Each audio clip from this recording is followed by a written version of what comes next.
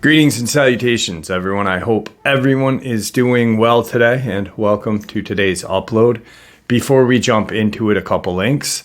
As many of you know, I rely on Patreon, PayPal, channel membership, and the merch to help the channel to continue to grow and go. Links to Patreon, PayPal, and channel membership is in the description below. Merch is displayed directly under the video. Also, Dogman Frightening Encounters, Volume 1 through 3, the audiobook versions. They were written and researched by Tom Lyons, narrated and produced by me, Jeff Nadolny. Those audiobooks are available on Audible, Amazon, and iTunes, links to which are also in the description as well. And finally, last but definitely not least, if you'd really like to help support the channel to continue to grow and go, simply subscribe. It doesn't cost a cent. Click the like button, takes half a second. If you don't want to miss out on any of the informative uploads I put out daily, click that bell icon, and folks, please leave a comment and share this video. Why? Well, because all of these things really do help the channel to continue to grow and go. And folks, they definitely matter. Now, everyone, I have taken far too much of your time. Let's jump into today's upload, shall we? Okay, guys, today's upload is really some damning evidence against the government and their control of what the media feeds us and how they feed us, and how they kind of narrate these attacks, whether it be Dogman, reptilian, Bigfoot, alien, whatever you want to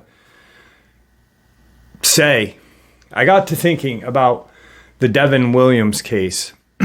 And about a year and 10 months ago, somewhere around there, a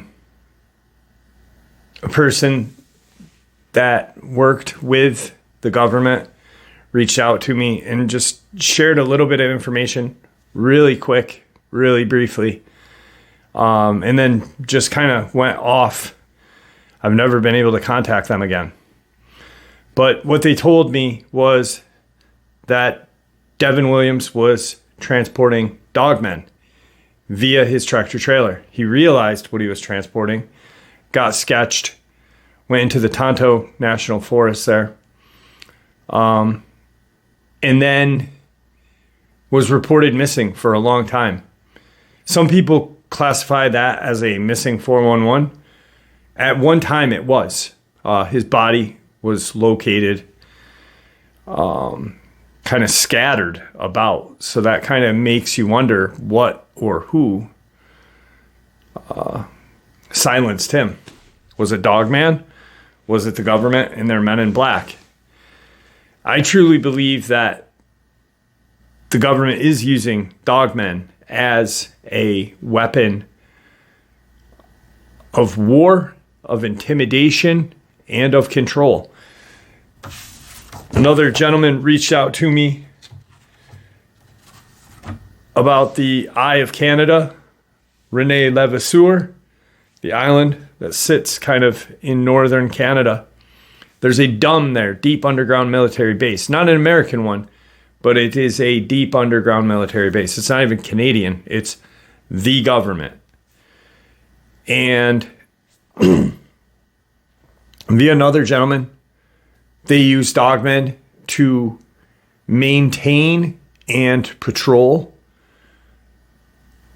that secluded part of Canada. It's kind of interesting that René Levasseur and the lake surrounding it was created by an asteroid, 5 kilometers in width. Was it an asteroid or was it a ship? I believe that it probably was a ship that landed, maybe collided, but helped dig out and create that deep underground military base. Obviously, there was a deep underground military base in Dulce, New Mexico, long before the government made a pact with the Draco.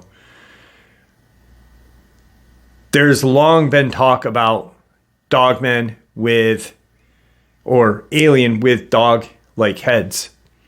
The Sumerian, the Anunnaki, all talked about them. There's been in Dulce, they talk about Phil Schneider, great American hero, Bill Cooper, Tom Castiello, all talk about Nightmare Hall and the atrocities that occur there, the creatures that they create there. Large, bipedal, hairy creatures that can mimic the sound of a baby crying or a woman screaming. What do we hear in the woods all the time of accounts, these certain accounts that people are talking about? It sounded like a baby. It sounded like a woman screaming. And then when I went to investigate, this huge creature came and attacked me. The government and these reptilians created these things. Not all, but some. I do believe they created the crawler as cheap security, expendable security, if you know what I mean. So I'm going to jump into, I've got a really terrifying example of the government and covering up a Dogman attack and a death. I want to get into something real quick. Two things that deal with the government and deal with the absolute lack of respect for us, respect for the people who really matter. You know, it's us, it's not them, but yet it is, isn't it? This first part of information that I'm going to share with you really goes hand in hand with the second part. And actually, it is kind of overlooked by a lot of cryptozoologists and researchers. For some reason, I don't know why, but I think looking at these deep underground military bases and things that occur there is probably key to understanding what and where the hell these things possibly came from. Phil Schneider was a brave man and lost his life to what appeared to be a military-style execution in January of 1996. He was found dead in his apartment with piano wire still wrapped around his neck. According to some sources, he had been brutally tortured repeatedly before being killed. Phil Schneider was an ex-government engineer who was involved in building underground bases. He was one of 3 people to survive the 1979 firefight between a large Greys and United States intelligence and military forces at Dulce Underground Base. In May of 1995, Phil Schneider did a lecture on what he had discovered. 7 months later, he was tortured and killed by those for who he had previously worked for. This man's final acts should not go unnoticed. It is because of the horrendous structure of the federal government that I feel directly imperiled not to tell anyone about this material.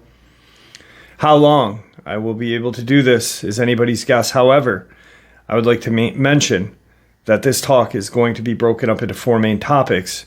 Each of these topics will have some bearing on what you people are involved in, whether you are patriots or not.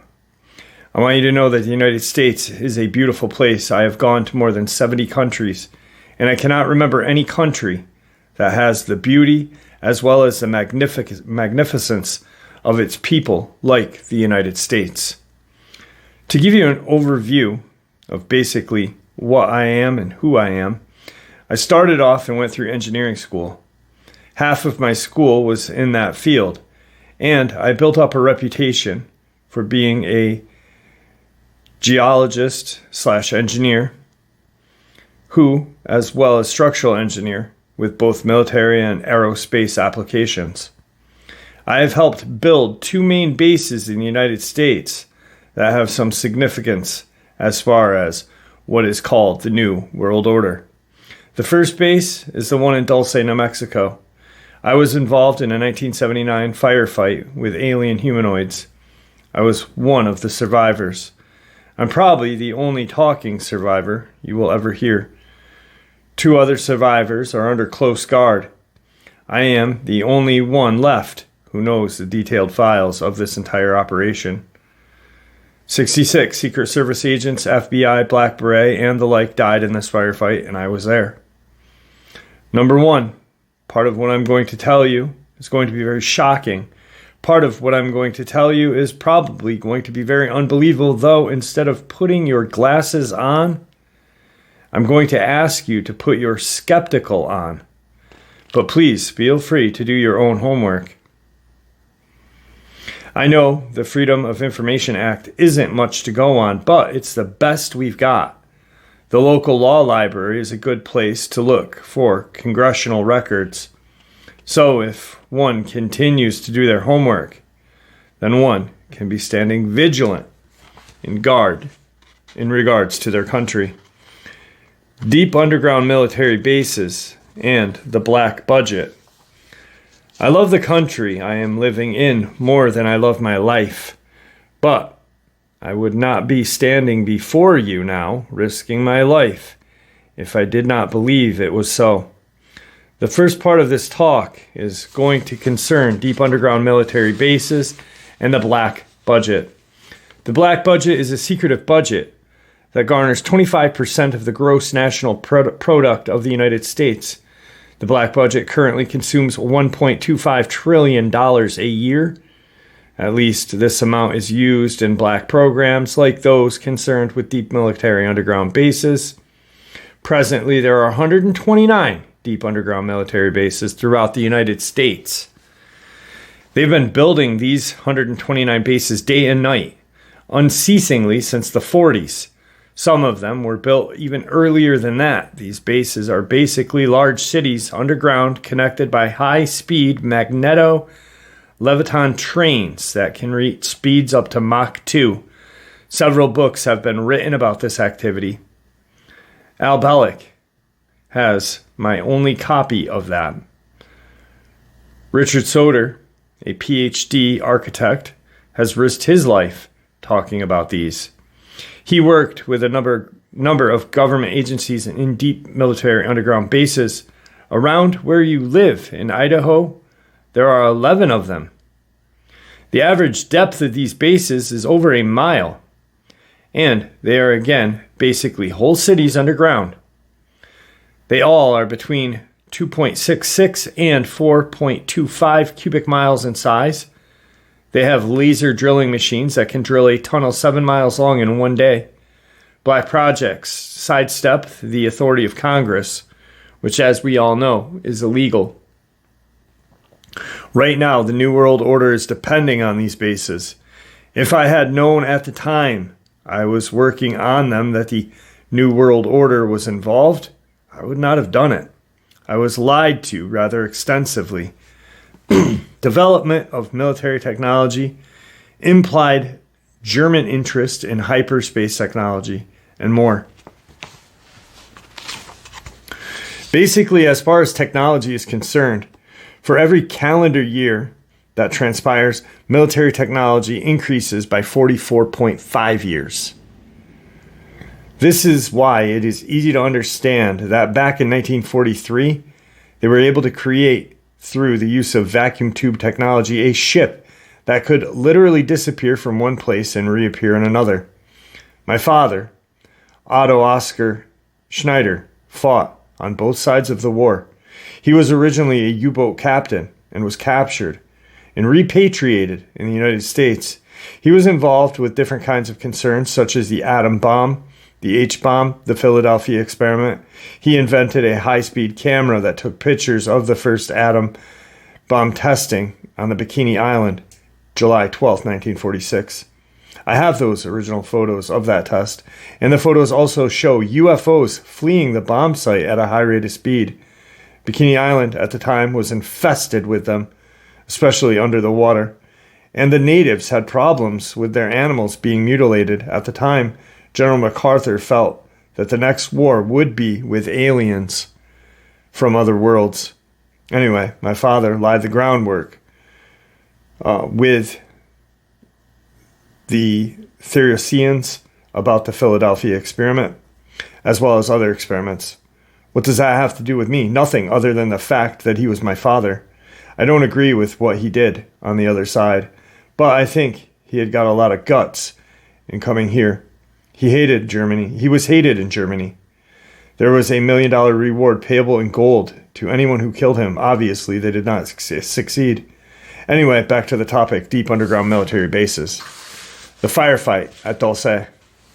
Back in 1954, under the Eisenhower administration, the federal government decided to circumvent the Constitution of the United States and form a treaty with these alien entities. It was called the 1954 Greta Treaty, which basically made the agreement with the aliens involved could take a few cows and test their implanting techniques on a few human beings, but that they had to give details about the people involved. Slowly, the aliens altered the bargain until they decided they wouldn't abide to it at all. In '79, this was the reality. And the firefight at Dulce occurred quite by accident. I was involved in building an addition to the deep underground military base at Dulce, which is probably the deepest base. It goes down 7 levels and is over 2.5 miles deep. At that particular time, we had drilled 4 distinct holes in the desert, and we were going to link them together and blow out large sections at a time. My job was to go down into the holes and check the rock samples and recommend the explosive to deal with the particular rock. As I was heading down there, we found ourselves amidst a large cavern that was full of outer space aliens, otherwise known as the Greys. I had shot 2 of them, and at that time, there were more than 30 people down there. About 40 more came down after this started, and all of them were killed. We had surprised the whole underground base of existing aliens. Later, we found out that they had been living on our planet for such a long time, perhaps millions of years. This could explain a lot of what is behind the theory of ancient astronauts. Anyway, I was shot in the chest with one of their weapons, which was a box on their body that blew a hole in me and gave me a nasty dose of cobalt radiation. I have had cancer because of that. I didn't get really interested in UFO technology until I started to work at Area 51 north of Las Vegas. After 2 years of recuperating after a 1979 incident, I went back to work with Morrison and Knudsen, EG&G, and other companies. At Area 51, they were testing all kinds of peculiar spacecraft. How many people are familiar with Bob Lazar? He was a physicist working at Area 51 trying to decipher the propulsion factor in some of these crafts. Schneider's worries about the government factions, railroad cars, and shackle contracts. Now I'm very worried about the activity in the federal government. They have lied to the public, stonewalled senators, and refused to tell the truth in regard to the alien matters. I can go on and on. I can tell you that I am rather disgruntled. Recently, I knew someone who lived near where I live in Portland, Oregon. He had worked at Gunderson Steel Fabrication, where they make railroad cars. Now, I knew this fellow for the better part of 30 years, and he was kind of a quiet type. He came in to see me on one day, excited. He told me they are building prisoner cars. He was nervous. Gunderson, he said, had a contract with the federal government to build 107,200 full-length railroad cars, each with 143 pairs of shackles. There are 11 subcontractors in this giant project. Supposedly Gunderson got over $2 billion for the contract. Bethlehem Steel and other steel outfits are also involved. He showed me one of the cars in the rail yards in North Portland. He was right. If you multiply 107,200 times 143, 11, you come up with about 15 million. This is probably the number of people who disagree with the federal government. No more can you vote any of these people out of office. Our present structure of government is technocracy, not democracy. And it is a form of feudalism. It has nothing to do with the Republic of the United States. These people are godless. They have legislated out prayer in public schools. You can get fined up to $100,000 and 2 years in prison for praying in school. I believe you can do better. I also believe that the federal government is running the gambit of enslaving the people of the United States. I am not a very good speaker, but I'll keep shooting my mouth off until somebody puts a bullet in me, because it's worth it to talk about a group like this. America's black program contractors. There are other problems. I have some interesting 1993 figures. There are 29 prototype stealth aircraft presently.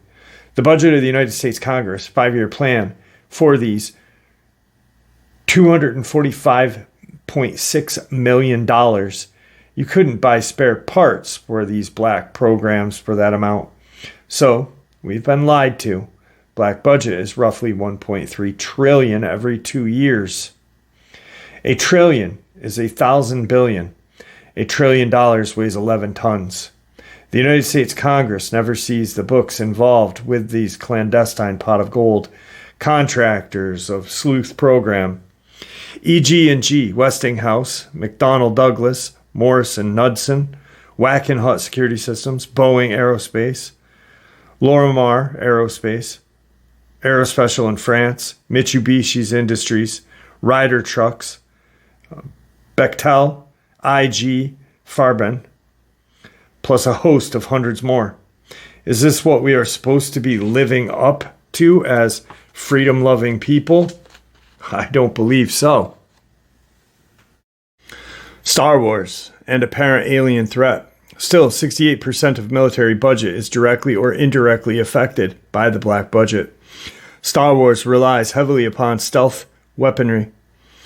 By the way, none of the stealth programs would have been available if we had not taken apart crashed alien discs. None of it. Some of you might ask what the space shuttle is shuttling. Large ingots of special metals that are milled in space and cannot be produced on the surface of the Earth. They need the near vacuum of outer space to produce them. We are not even being told anything close to the truth. I believe our government officials have sold us down the drain, lock, stock, and barrel. Up until several weeks ago, I was employed by the United States government with a Rhyolite 38 clearance factor, one of the highest in the world.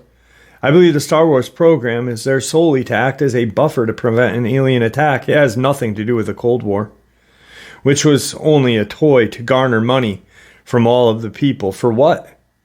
The whole lie was planned and executed for the last 75 years. Stealth aircraft technology, used by U.S. agencies and the UN. Here's another piece of information for you folks. The Drug Enforcement Administration and the ATF, rely on stealth technical weaponry for as much as 40% of their operational budgets. This was in 93, and the figures have gone up considerably since. Imagine with 93. We are 2024 now. That's what? 30 years? The UN used American stealth aircraft for over 25% of their collective worldwide operations from 90 to 92, according to the Center of Strategic Studies and the UN Report 3092. Guardians of Stealth and Delta Force Origins of the Bosnian conflict. The Guardians of Stealth. There are at least 3 distinct classifications of police that guard our most well-kept secrets. I'll start that over. The Guardians of Stealth and Delta Force Origins of the Bosnian conflict. The Guardians of Stealth. There are at least 3 distinct classifications of police that guard our most well-kept secrets. Number 1, the Military Joint Tactical Force, MJTF, sometimes called Delta Force or Black Beret. is a multinational tactical force primarily used to guard various stealth aircraft worldwide. By the way, there were 172 stealth aircraft built. 10 crashed, so there were, at last count, 162. Bill Clinton signed them away about 6 weeks ago to the UN. There have been indications that Delta Force was sent over to Bosnia during the last days of the Bush administration as covert sniper force, and that they started taking pot shots at each side of the controversy in order to actually start the Bosnian conflict that would be used to succeed administration for political purposes. Thoughts on the bombings in the United States. I was hired not long ago to report on the World Trade Center bombing. I was hired because I know about 90 some odd variations of chemical explosives. I looked at the pictures taken right after the blast. The concrete was puddled and melted. The steel in the rebar was literally extruded up to 6 feet longer than its original length. There is only one weapon that can do that, a small nuclear weapon. That's a construction type nuclear device. Obviously, when they say that it was nitrate explosive that did the damage, they are lying 100%, folks. The people they have in custody probably didn't even do the crime. As a matter of fact, I have reason to believe that the same group held in custody did do other crimes, such as killing a rabbi in New York. However, I want to further mention that with the last explosion in Oklahoma, they are saying that it was a nitrate or fertilizer bomb. First, they came out and said it was a 1,000-pound fertilizer bomb. Then it was 1,500, then 2,000 pounds. Now it's 20,000. You can't put 20,000 pounds of fertilizer in a Ryder truck. Now, I've never mixed explosives per se.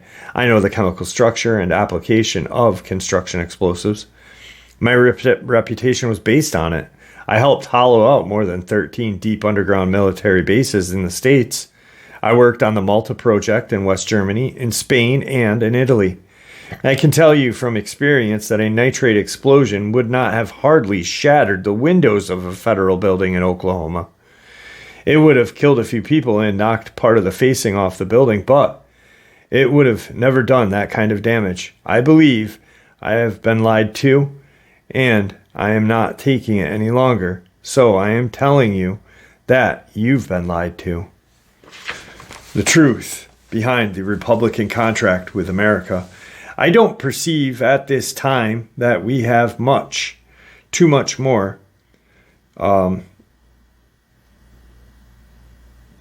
life left in this country at present time.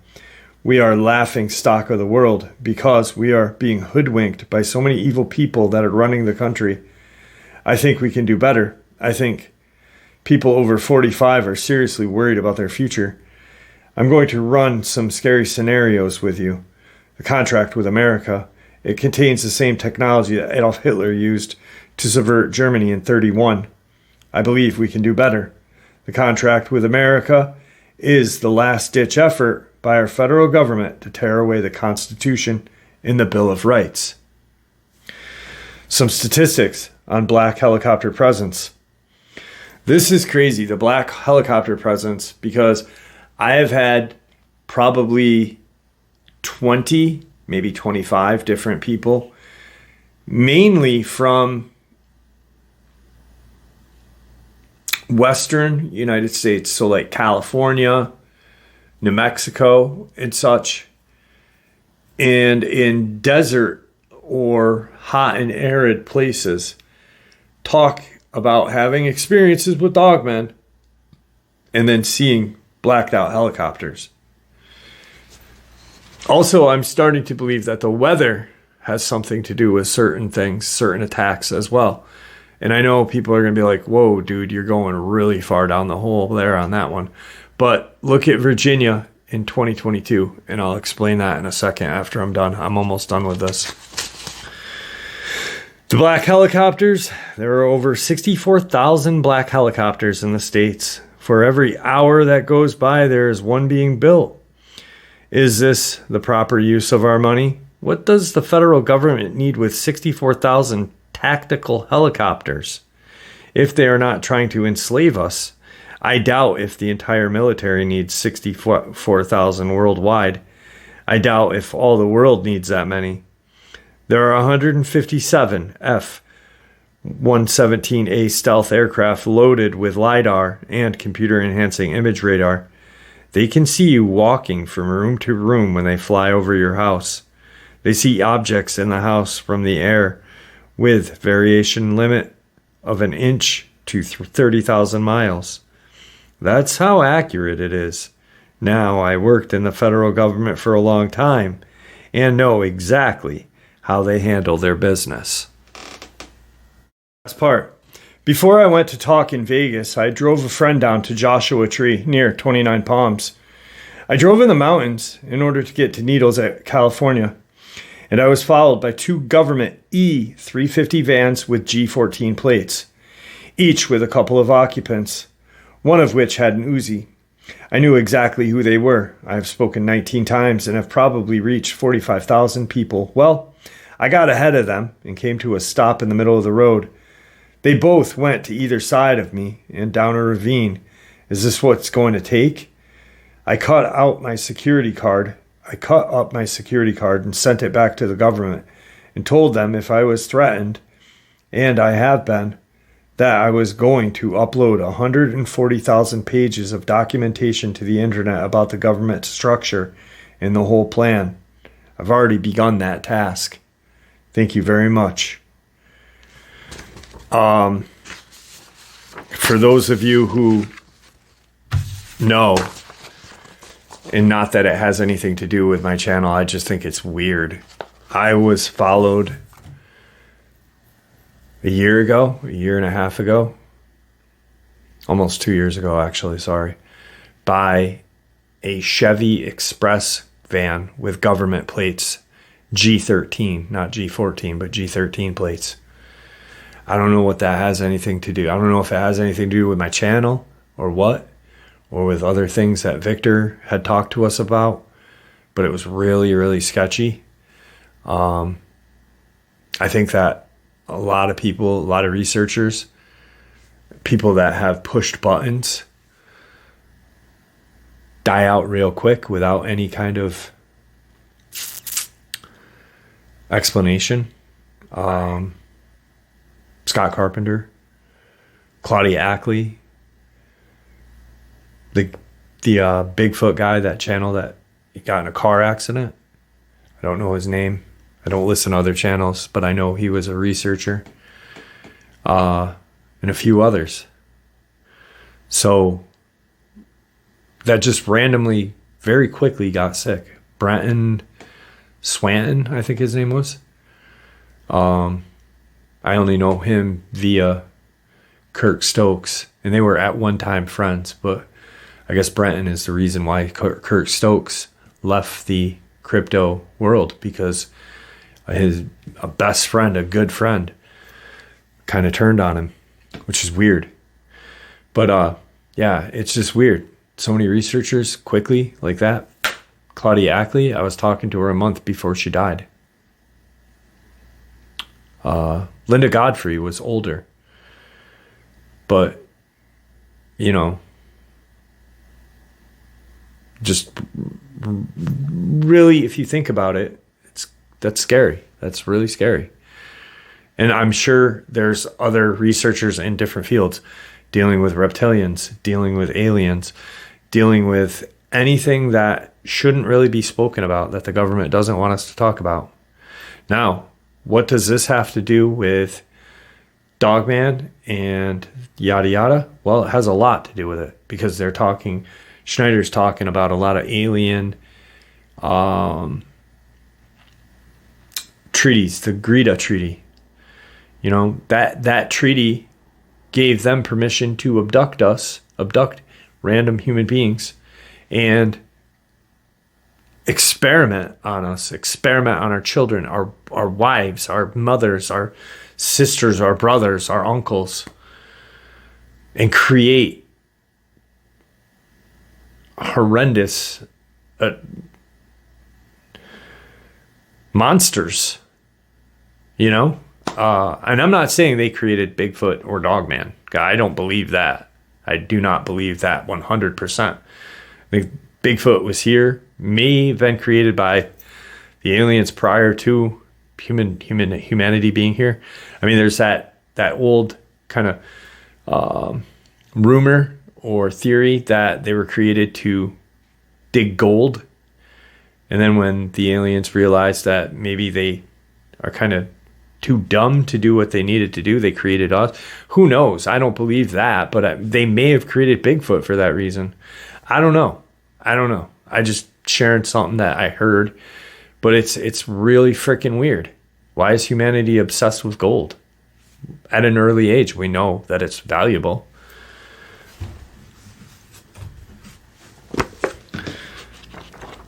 What does that have to do with this? Well, I've shared this, and I think if anyone ever doubts that deep underground military bases, UFOs, and the reptilian or gray alien race doesn't have anything to do with Dogman, explain this. So the connection I'm going to share with you guys, I've shared this before, but I think it is so important not to overlook. The connection is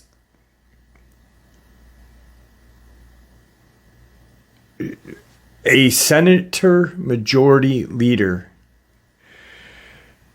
Reid, believes in what I'm going to share with you, that he's actually said out loud in public that it is reality. So, deep underground military bases, alien, Draco, Greys, UFOs, we wouldn't have this technology if it wasn't for the UFOs that we took apart, right? The Tic Tac, the Nimitz Tic Tac videos. There's two of them. One was released to the public, the other was not. There's a 149 page military report shared with our enemy, Russia, about these Tic Tac UFOs. Why would we share information with our enemy? Yeah, we might be enemies. We're, they're jerks, whatever they're doing. But is there, like he said, the Cold War, was it all a big front for something much, much deeper, much more evil?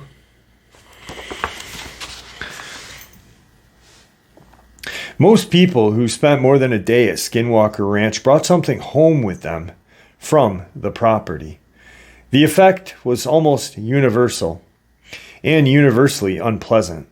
Even during the NIDS days when Keeler and Eric Davis spent literally hundreds of days and nights on watch at Skinwalker Ranch, 96 through 99, their wives would occasionally remark waking up at night and seeing people in their bedrooms or black shadows walking through their house.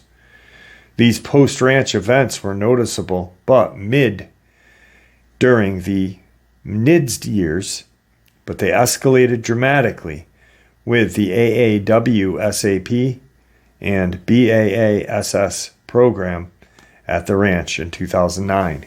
That was the Tic Tac research.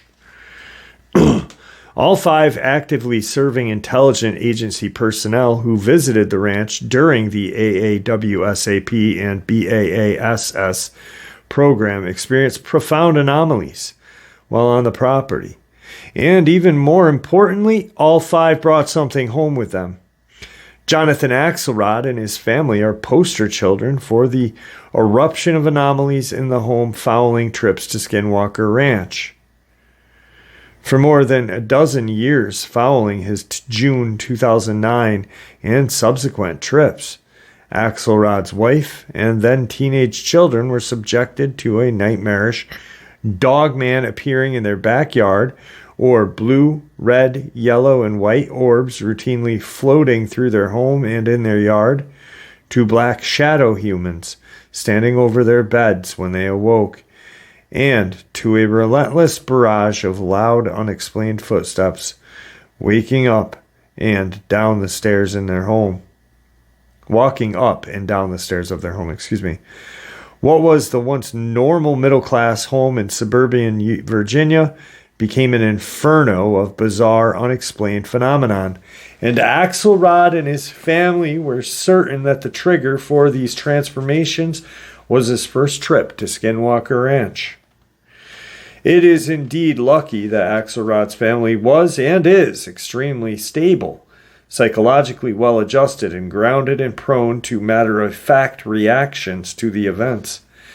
In a vivid contrast to the reaction of Axelrod's family is the reaction of Juliet Witt and her then roommate to the intense poltergeist activity that erupted in their home following a 2-day visit to Skinwalker Ranch. August 2009.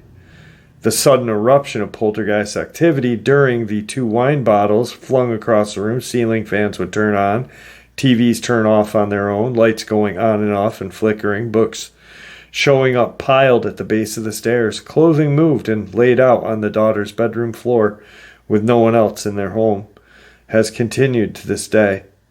The paranormal intrusion into the Witt's home originally caused a severe emotional reaction in her roommate and provoked the young man to leave the house. This emotional outcome of Skinwalker Ranch Skinwalker transmission event, a warning to other military personnel who were contemplating spending time there. So the 3 naval intelligence that were in charge or responsible for it was Axelrod, Costigan, and Wilson. They were straight, narrow, straight-laced military men. They were open-minded but skeptical of reports especially during the Tic Tac investigation and then at the Skinwalker Ranch. I find it strange that these BAASS and the other were all researched at that ranch for a reason. It's kind of weird that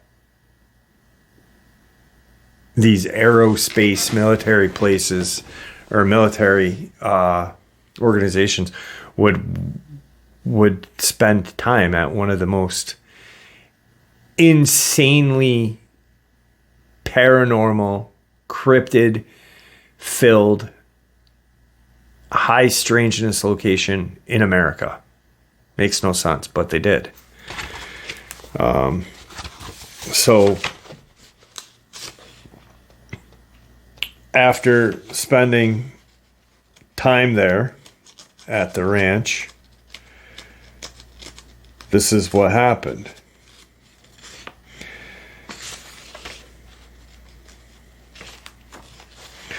"10 days after the ranch, Keeler received a phone call from Jonathan Axelrod. He sounded puzzled as he recounted almost immediately after returning home from the Skinwalker Ranch and from researching the Tic Tac on the Nimitz. Strange things had begun to happen. Not to him, but to his family. Axelrod recounted that on previous night at 2 a.m., while he was asleep beside his wife, Ruth had seen a large black humanoid shape walking towards her in their bedroom. Ruth did not scare easily, but she had felt alarmed and turned on the light next to her but saw nothing. 10 minutes later, she clearly heard footsteps coming down the stairs. She slipped out of bed and walked to the landing, but there was nobody there. Quickly, she walked to her teenage son's bedrooms and saw they were both fast asleep. Axelrod said his wife was not completely freaked out, but the episode had concerned her. During a second call a month later, Axelrod reported an alarming escalation in anomalous activity in their home. All of the activity appeared to be directed at the family. On several occasions, Axelrod was out of town. Axelrod reported that while he was on a mission overseas, his 16-year-old son Paul woke up to multiple small blue orbs flying around his room. Occasionally, one would fly very close to him. According to Paul, the orbs appeared to be moving under some sort of control. When he begins yelling, his mother ran into the room, but the orbs were instantly gone. Even after this bizarre night of orbs, Ruth continued seeing shadow-like figures in the home. She routinely heard loud noises down in the kitchen after everyone had gone to bed. Ruth and Jonathan Axelrod were certain that these events had begun after he had returned home from his trip to Skinwalker Ranch. Later, an even more bizarre event with strong links to Skinwalker Ranch erupted in the home. Again, Jonathan was out of town working on an assignment. It was after midnight. Ruth had turned all the lights off in the kitchen and was preparing to go upstairs when her eyes caught movement out in the yard. She moved over to the window for a better look out in the yard, then froze at what she witnessed, the most bizarre sight she'd ever beheld. Standing upright and leaning against a tree at the perimeter of her yard was a huge wolf-like creature. She saw the creature plainly in the dim nightlight. It had long hair and looked like a wolf, but it was standing on its hind legs. Ruth stood paralyzed, feeling both confusion and the feeling of dread. The creature appeared to be staring right at her. Its gaze was not normal. She continued to stare at this eerie sight,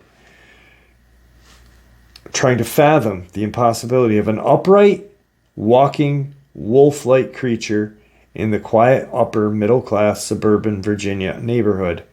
The creature then took one last look at her, turned and walked slowly into the woods. Within minutes, she lost sight of it. She stood there for a long time, trying to determine what had happened or if it was a hallucination. The scene had been so bizarre and frightening, she decided not to call her husband or tell her kids. The kids were stable, well-adjusted, but Ruth had noticed that they were on edge.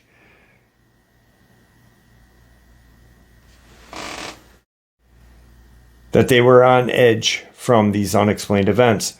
3 days later, at 10:30 on a bright Saturday morning, the two teenagers, Axelrod's sons, were downstairs in the living room. When Paul got up to stretch his legs, a movement in the yard caught his eye, and he gasped in astonishment at the sight. A huge wolf-like creature standing on its hind legs in the backyard, staring right at him. Alerted by his brother's gasp, Michael jumped up and saw this 7-foot-tall wolf gazing menacingly at them. The animal appeared to be completely comfortable standing on its hind legs. Both Axelrod boys felt a sense of fear. Suddenly, the beast took off running toward the tree line, its long brown-black fur blowing rapidly with the movement. The beast ran easily and fluidly on its hind legs, with long strides, seemingly impossible for a normal canine anatomy. Both boys stood in silence as the wolf was soon lost in the trees that bordered Axelrod's property. The thick, insulated windows had prevented them from hearing any sound the beast may have transmitted. A couple of hours later, Ruth came back. The boys were breathlessly told their mother about the event. Ruth felt a deep chill as she excitedly described in detail her apparition, identical to what they saw. By the time Axelrod returned from his mission, the boys had researched what it was they had seen, trying to find confirmation that this bizarre event was real.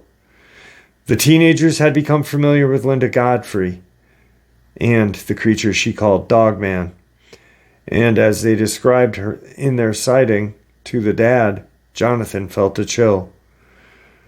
Ruth's description was even more disturbing because she felt the beast looking at her in the malevolent way, excluding a threat demeanor The following day, the family found out numerous trees in their yard had fresh, deep scars in the bark, as if sharp objects had been drawn vertical lines down the tree. Claw marks. It was definitive description Jonathan Axelrod relayed to his counterpart. The appearance of an upright wolf-like creature in the backyard led to a feeling of deep unease in Jonathan's mind. He confessed being disturbed while his busy profession career with naval intelligence, His professional career in naval intelligence was intensifying with the daily engagement on multiple highly classified advanced technology. His home was turning into a bizarre paranormal Disneyland.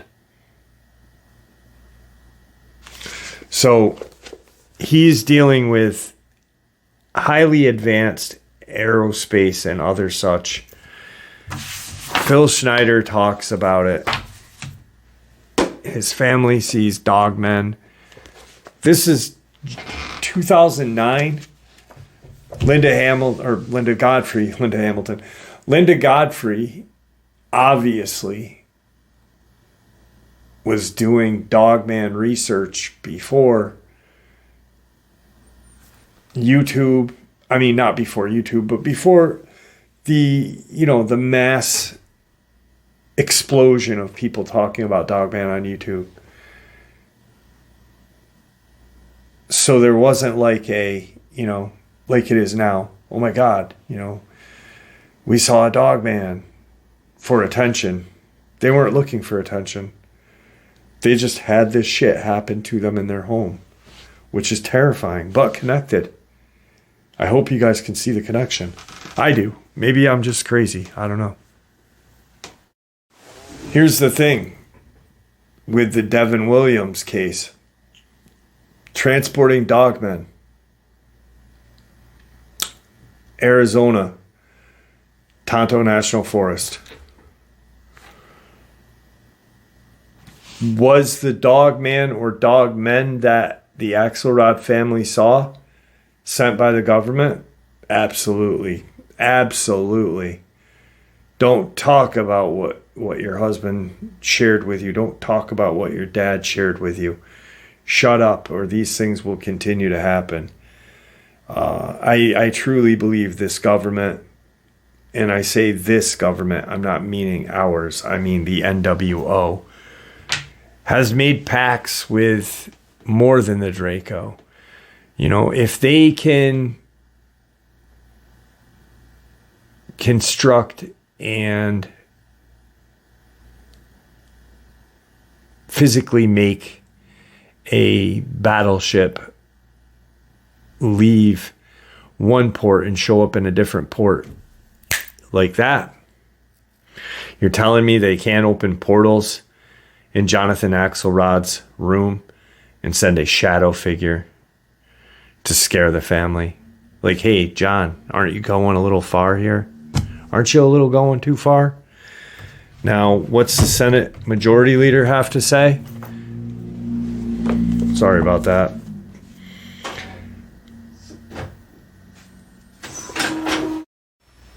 Really quick, I've had a lot of weird stuff been going on lately. But as I just said that car went by with the loud exhaust, that's why I said I was sorry. But I said, the Senate Majority Leader, Harry Reid, what does he say about this? And my computer shut off by itself, and my Epson laser printer that is connected to my internet just started going off and making this really weird noise. Also, I got a text, like one of those warnings from AT&T telling me that my phone, some information had been downloaded off my phone today, or yesterday, excuse me. Like right before the tornado went through upstate New York, and it was bad. So what does he have to say? Skinwalkers at the Pentagon provides a full picture of the purview and accomplishments achieved by the AAWSAP program. Readers will be amazed, enthralled, and I hope interest in studying UAPs and related phenomenon will increase. Senator, Majority Leader Harry Reid says that about this book when they're talking about Dogman, Paranormal, UFO. Why? Well, because Harry Reid knows this stuff needs to be shared. And then the government does stuff like this. Multiple attacks from 2020 all the way through. That's what I wanted to talk about, the weather thing. Virginia. There was at one time in Tazewell, Buchanan, Virginia, Mercer, West Virginia, which literally Mercer, Tazewell, and Buchanan all are along the border of West Virginia and Virginia. There was 7 or 8 people mysteriously died, mysteriously torn apart, dead, missing. A lot of people have gone missing in Buchanan, Tazewell, and Mercer counties. And there was some really weird weather going on when the government was in Tazewell cleaning up a mess that had a lot to do with Dogman and Crawler. Or what the government's name for crawlers is the pale demon. Then they do this stuff. They cover up attacks. I've been a subscriber for several months now, and I've been waiting for the right time to send you this. This is the 3rd time I've heard you speak about cover-ups in Tennessee, so I figured it's as good a time as any. Odds are nothing will change in the near future as far as our government coming clean. I will ask not to reveal our names or any specifics in our lives. If you did, it would be very easy to figure out the source of this experience, and NDAs were signed by the Rangers, law enforcement officials, and everyone involved. This was a requirement in order for these men to keep their jobs. You see, my husband and I are both born and raised in Polk County. We currently live in Benton, which is the county seat of Polk County. However, Cherokee National Forest makes up more than half of the county's landmass and lays claim to just under 49%. Because of this, the county's population does not reflect its size. In 2021, the population was just over 17,000, with Benton ringing in right about 100 or 1,500 citizens. Benton is small. Everyone knows everyone. They know who your parents are, who their parents were. Most of the citizens feel it's their business to know your business. We have 1 red light, 2 gas stations, and a grocery store. And there are 11 forest rangers who cover the county, and 3, maybe 4 game wardens. My husband is one of these. The attack occurred in the Chillowy Mountain, aka Benton Mountain. My husband was working on this day, but not on that mountain. He was working elsewhere in the county, but was called to the location as soon as the attack was reported. He arrived on the scene in just minutes. The following was told to me via my husband, and I can still recall to this day, almost word for word. When my husband arrived on the scene, he said there was so much chaos. They were told that a little boy and the mother had been attacked by something, and there was a little girl missing. They were told the attacker was a large black creature standing on 2 legs, so they immediately assumed it was a bear, a black bear. Although they are a rarity in the area, and for the most part black bear do not attack humans, unless it's a female with her cubs. Even then, the mom bear was more bluster and buff than actual bite. My husband did not see the little boy nor his mother. They were all airlifted to Chattanooga. While my husband was in the truck getting ready to go, one of the veteran paramedics who worked the search and rescue for another county came over and told my husband that he had treated several bear attacks over his lengthy career, and none of these injuries nor the scene is consistent with any bear attack.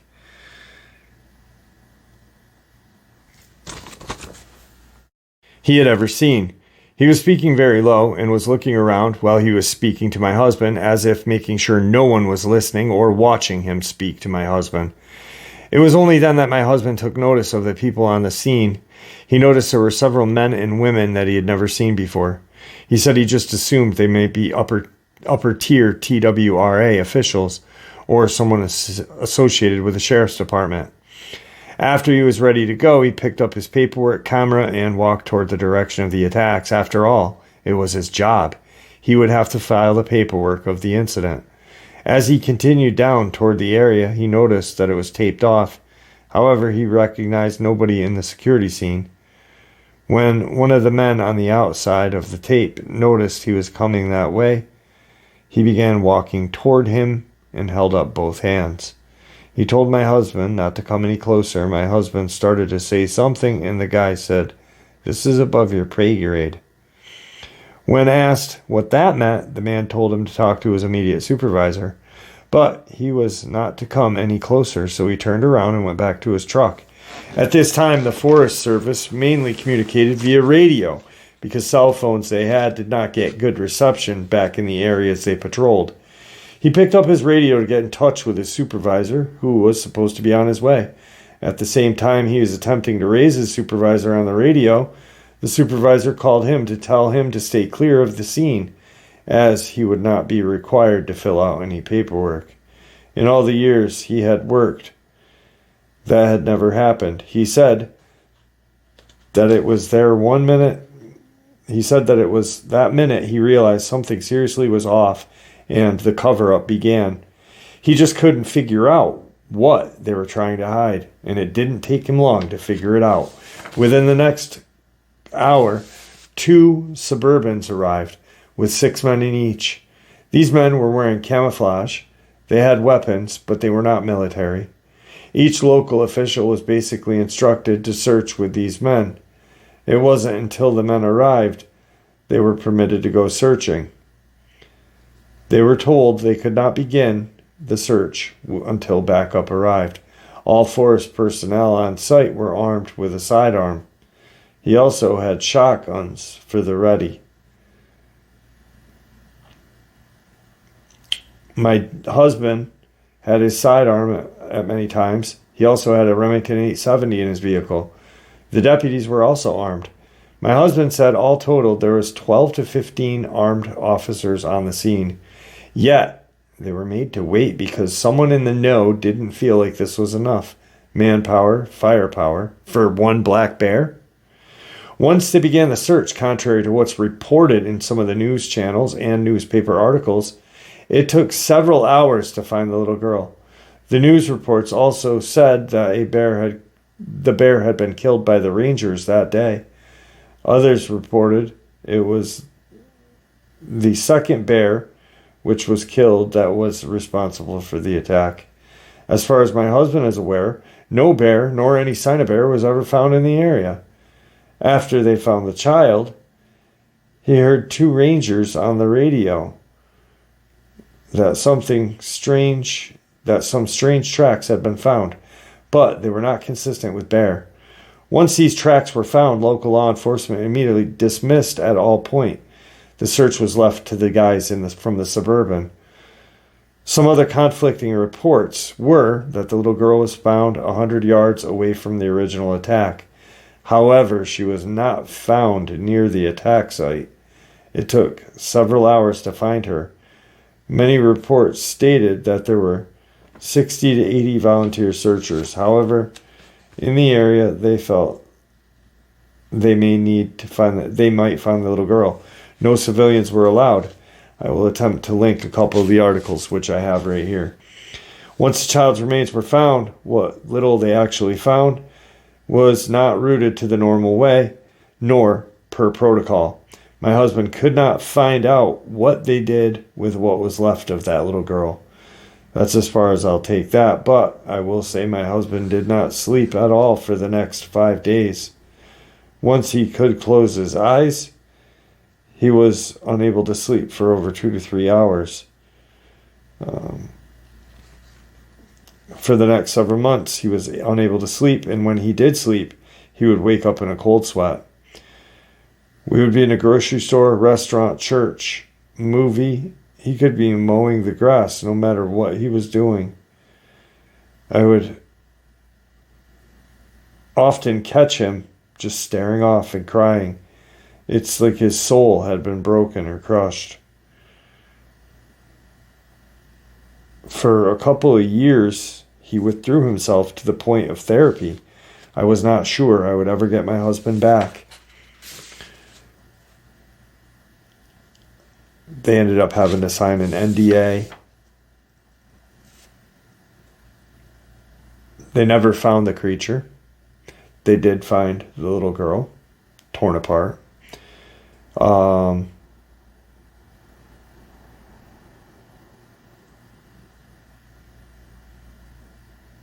There's been rumors of sightings of a large black creature running or walking on two legs. And orbs have been spotted in the campground and maintenance areas. So the attacks are right here. They can be found online. Bear kills child in Chiloe Mountain. And they blame it on a bear. They say that this was a bear. Yet here's a ranger or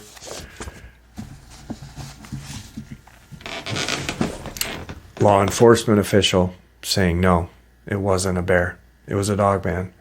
It was a dogman that attacked the mother and the son, who have never openly spoken about this attack. And a little girl lost her life. Yet the government doesn't want us to know. Tells us we're safe out in the woods. Was Claudia Ackley, did she meet her time too early because she was trying to sue the state of California just to prove that Bigfoot and Dogman existed in those woods? Could be. Anyway, guys, I hope you enjoyed this upload as much as I enjoyed sharing it with you. It is all connected, and I hope you can see that. Please stay safe, happy, healthy, and ever vigilant, keeping an eye on our children, our pets, our family, and friends. These creatures are real. They're out there, and they're dangerous. Share this information with the people you love and care about, and it may just help save their lives someday. Until next time, never stop asking questions, never stop searching for the truth, and God bless.